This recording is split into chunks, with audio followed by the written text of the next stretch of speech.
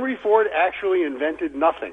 He was very much like Steve Jobs. He got credit for a lot of things that other people invented.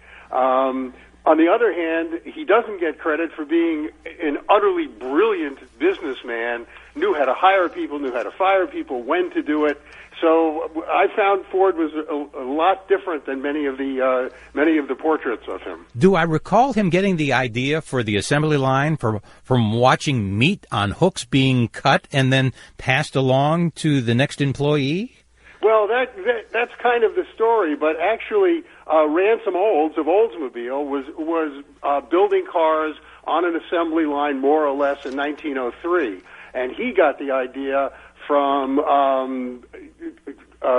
arms manufacturers. So, how it all got started, and Ford hired somebody named Walter Flanders to put it in his assembly line, who was a hard-drinking womanizer, and Ford, of course, didn't drink and didn't smoke and was notoriously faithful until the end to Clara, his believer.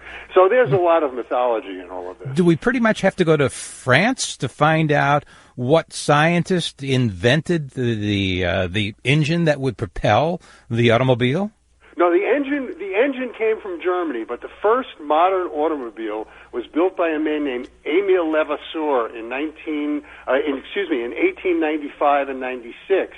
And the reason we don't know Levasseur was he was killed in a race in 1896, a very long 700-mile race, when there were no real automobiles except some very primitive things in the United States. So France really got things rolling.